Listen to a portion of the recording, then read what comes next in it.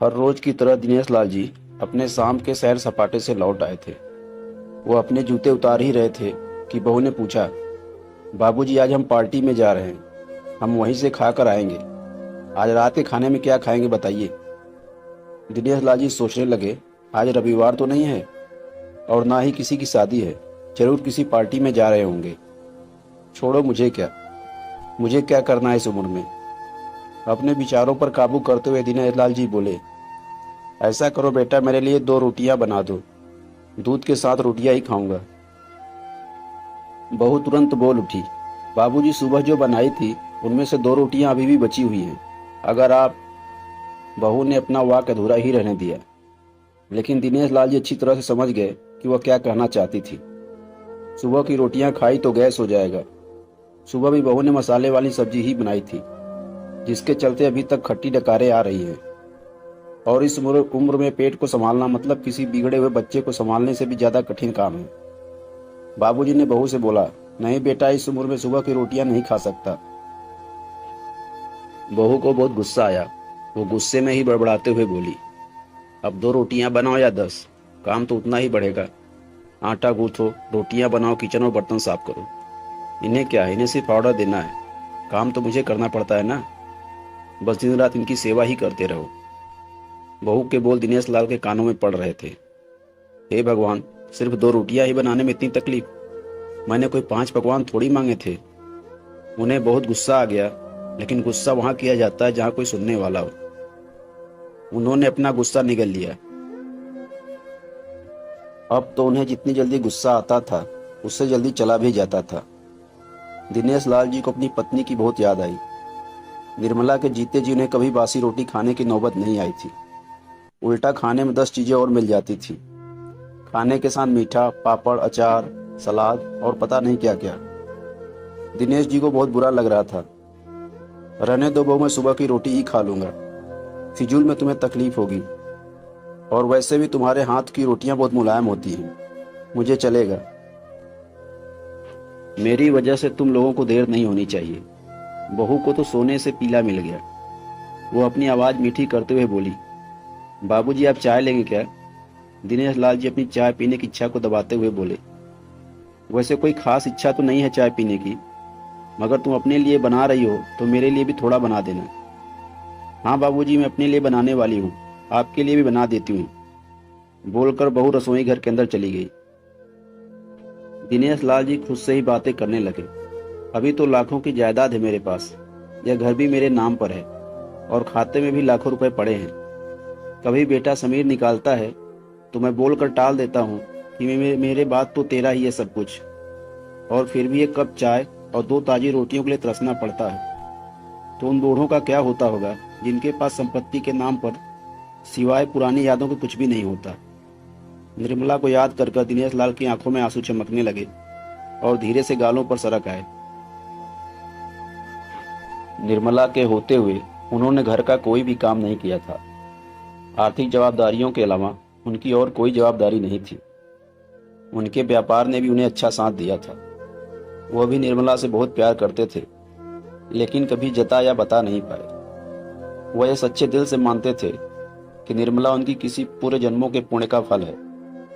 लेकिन जिंदगी की भाग दौड़ में वह निर्मला की मन की इच्छाएं पूरी कर ना सके। उन्हें वैष्णो देवी जाना था, लेकिन हर बार यह यात्रा अगले साल के लिए पोस्टपोन हो जाती थी। घर बार और संसार की जिम्मेदारियां संभालते संभालते कब उनकी इच्छाएं उन्हीं के साथ चली गईं पता ही नहीं चला। दिनेश लाल जी ने देखा कि उनके पोता और पोती दोनों ही स्कूल से आ गए थे।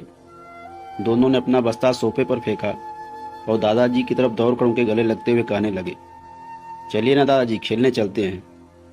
यही निस्वार्थ प्रेम के कुछ पल थे जिनमें दिनेश लाल जी भी बच्चों के साथ बच्चे बन जाते थे और सारे अपने दुख और यादें भूल जाते थे।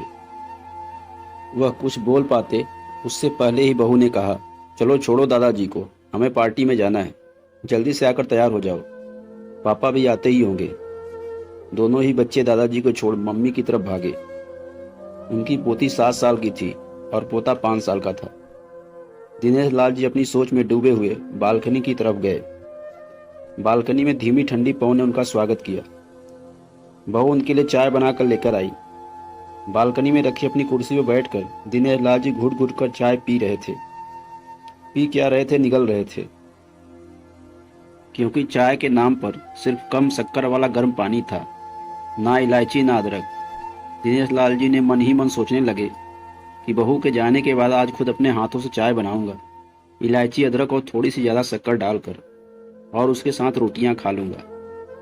रोटियों की याद आते उनका मुंह फिर से खट्टा हो गया। चाय खत्म होने पर खाली कप लेकर वह किचन में रखने गए तो वहां देखा कि बहू और बच्चों का कप धो के पड़ा था। उन्होंने भी अपना कप धोकर रख दिया। बालकनी में बैठे बैठे उनकी नज़र सूखी हुई तुलसी के पौधे पर गई। उन्होंने एक लोटा पानी लाकर उसमें डाल दिया। कुछ मिनटों बाद ध्यान से देखने पर उन्हें पता चला कि सूखे हुए तुलसी के पौधों में नई कूपले जैसे मुस्कुरा रही हो।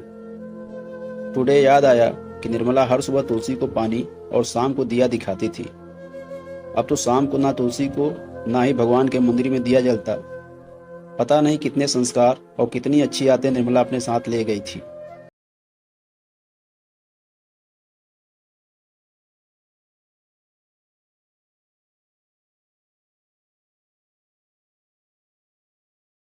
किया है, तुमने हमेशा साथ रहने का वचन तोड़ दिया। तुम मुझे अकेला छोड़कर चली गई। दिनेश लाल की आंखें भर आई। पापा, इतनी ठंडी हवाएं बह रही हैं और आप हैं कि बालकनी में बैठे हैं। अंदर आ जाइए, नहीं तो बीमार हो जाएंगे, बेटे ने दिनेश लाल जी से कहा। बेटा, बहू और पोता पोती सब तैयार होकर पार्टी के लिए निकल रहे थे। किसी ने झूठ मूठी मन रखने के लिए भी उनसे नहीं पूछा कि साथ चलिए। बाबा, आप खाना खाकर जल्दी सो जाइएगा, हमें आने में ज़रा देर हो जाएगी। ज़्यादा देर तक जागना आपकी सेहत के लिए अच्छा नहीं है। हमारे पास घर की दूसरी चाबी है, हमारी चिंता मत कीजिएगा, बेटे ने जाते हुए कहा। ऐसे बोल रहे हैं जैसे मेरी सेहत की बहुत फिक्र है। कितने दिनों से बोल रहा हूँ डॉक्टर के पास ले चलो, बीपी बढ़ा हुआ है, शुगर भी चेक करवाना है। थोड़ा सा भी चलता हूँ तो हाँफने लगता हूँ। बेटा कहता है कि बुढ़ापे में यह सब तो होता ही है, ज़्यादा भ्रम मत पालिए। वाह बेटा, बूढ़े बाप के पास बैठने के लिए थोड़ा सा भी टाइम नहीं है तेरे पास। पार्टी के लिए टाइम ही टाइम है। ऐसे अनगिनत विचार उनके दिमाग में चल रहे थे, लेकिन फिर भी उन्होंने हाँ में सिर हिलाया। सभी पार्टी में चले गए।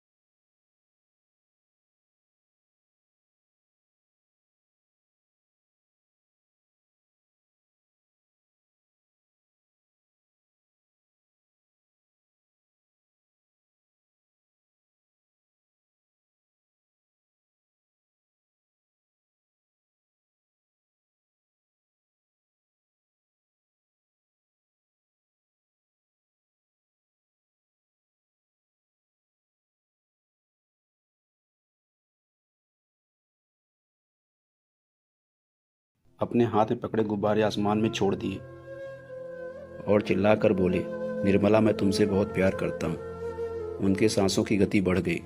उनका शरीर लड़खड़ाया और जमीन पर धड़ से गिर पड़े।